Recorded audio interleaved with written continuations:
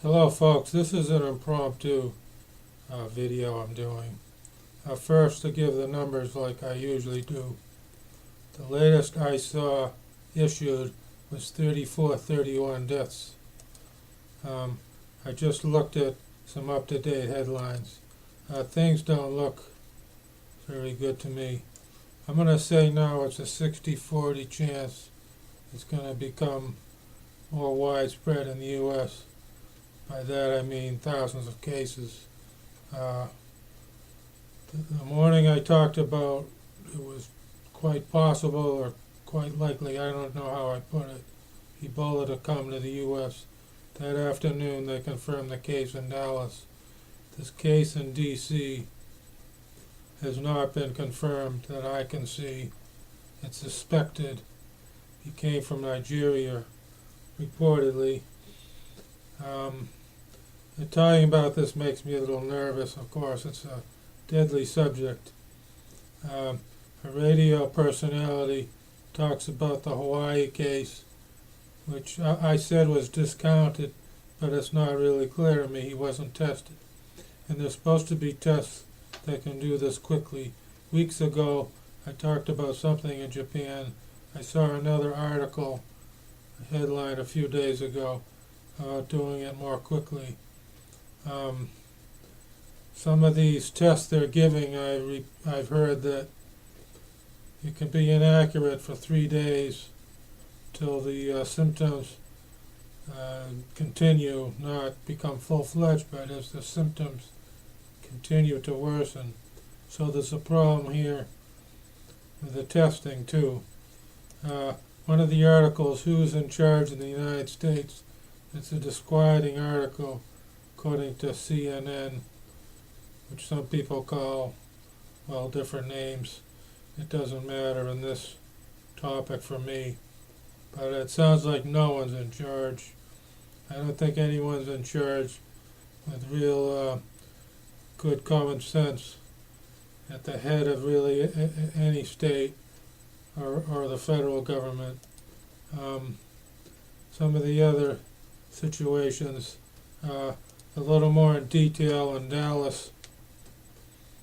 The numbers are kind of all over the place for potential. I've seen that he had contact with 100 people.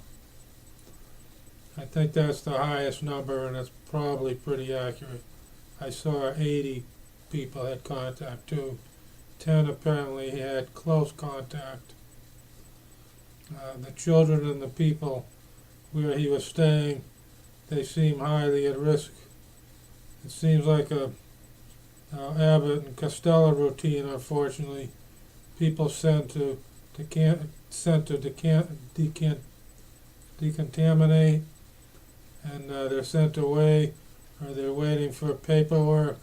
The paperwork doesn't come. Again, this goes back to the previous point about who's in charge. This article said local people are supposed to be in charge. It seems again that no one's in charge. I really, looking ahead, as I've talked about, and being a futurist, and bringing in, I haven't talked too much about how I look ahead, but I had reasonable success in investing in decades past. But it's really not clear, except it seems like bad situations. The travel, to me, it should be stopped. A lot of this travel, the open borders. It's ironic. The U.S. is like country number 7, and the first one outside of the 6 African nations. I mean, the good news, I don't see Congo, Senegal getting much worse.